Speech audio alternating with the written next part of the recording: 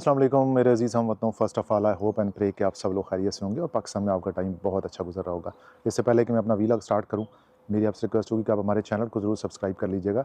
मैं स्टैट्स देख रहा था अपने चैनल के, तो तकरीबन 63% ऑफ व्यूअर्स जो हैं वो हमारे ऐसे हैं कि जिन्होंने हमारा चैनल ही सब्सक्राइब नहीं किया हुआ, और विदाउट सब्सक्रिप्शन वो हमारे व्यूज़ देखते रहते हैं। वेरी गुड, बहुत अच्छी बात है। बट मेरी आपसे रिक्वेस्ट होगी कि आप चैनल को सब्सक्राइब कर लेंगे तो हमारे लिए थोड़ा मोटिवेशन ज़्यादा हो जाती है। आज के जो व्लॉग में ना हम 2 चीज़ें डिस्कस करेंगे। एक तो ये है कि मुझे यहाँ पे पता चला कुछ दिन पहले कि मेरा जो इलेक्टोरल है, यानी कि मैं यहाँ पे वोट डाल सकता हूँ इंग्लैंड में, बट ओवरऑल मैं एज़ अ वोटर रजिस्टर्ड नहीं हूँ यहाँ पे। तो मैंने सोचा कि यार क्यों ना हम भी वोट डालें इंग्लैंड में।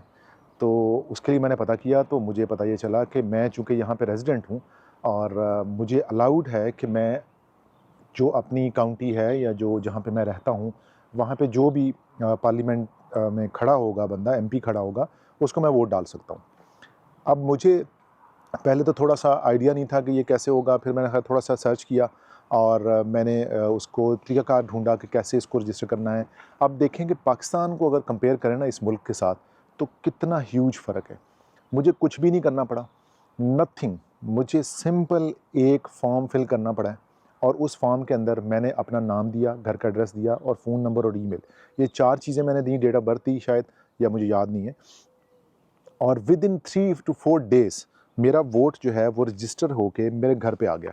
ये मेरा वोट है और इसके अंदर ये लिखा हुआ है कि आप जब वोट डालने जाएँगे तो ये आपने साथ लेके जाना है और इसको दिखा के मैं अपना वोट पोल करूँगा। 1-2 दिन रह गए हैं वोट होने में यहाँ पे।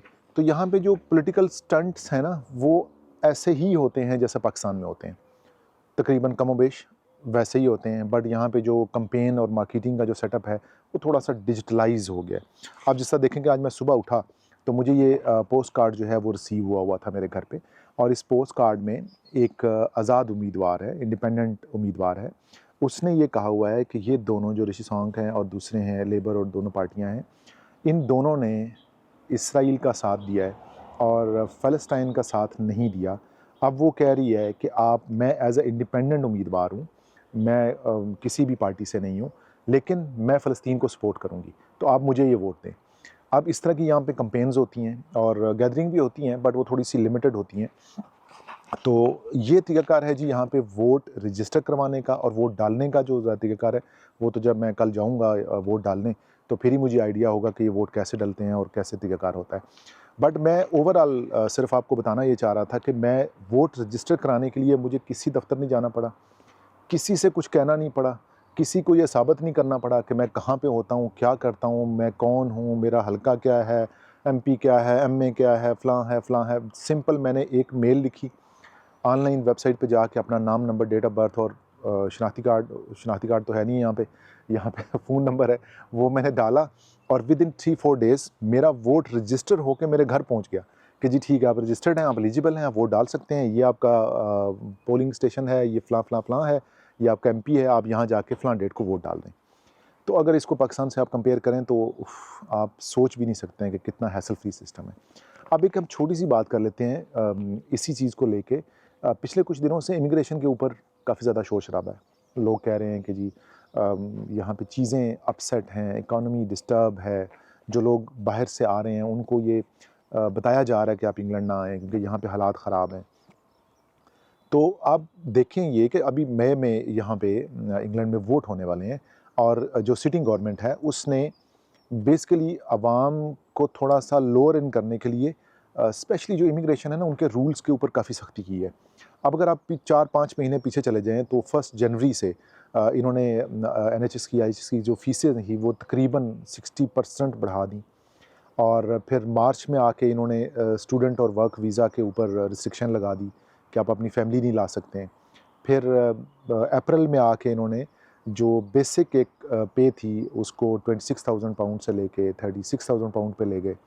अब ये कर क्या रहे हैं कि ये ज्यों-ज्यों वोटिंग करीब आती जा रही है, तो उस तरीके से अब बेसिकली अपनी मार्केट बना रहे हैं, आवाम को बता रहे हैं कि जी हमने तो ये कर दिया, देखें जी हमने इमिग्रेंट्स को रोक दिया, हमने जी उनको कट डाउन कर दिया, हमने ये कर दिया, हमने वो कर दिया, अब इमिग्रेंट्स नहीं आएँगे। इमिग्रेंट्स एक बहुत बड़ा यहाँ पे मसला तो नहीं कह सकते हैं, बट ये है कि बहुत बड़ा एक सेटअप है इमिग्रेंट्स का, बहुत ह्यूज तादाद में इमिग्रेंट्स हैं। तो अगर गवर्नमेंट ने कुछ प्रॉमिस किया था, जो सिटिंग गवर्नमेंट है उसने ज़ाहिर है अपने मंशूर जब दिया होगा तो उसमें कुछ उन्होंने चीज़ें बताई होंगी।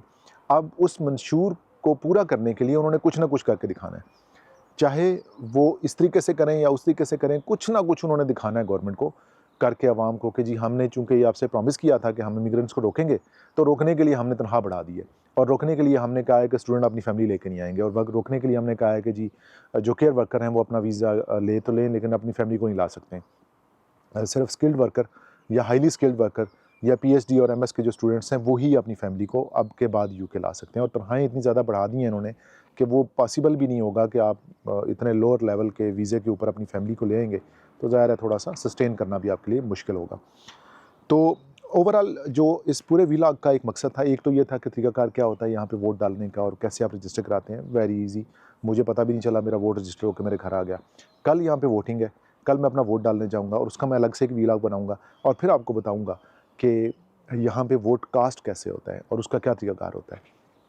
और इमिग्रेशन के ऊपर गवर्नमेंट के अंदर काफ़ी आपको चेंजेस नज़र आ रही हैं, तो वो सिर्फ इसलिए हो रहा है, जो वन ऑफ द फैक्टर है कि क्योंकि उन्होंने अभी वोट लेने हैं।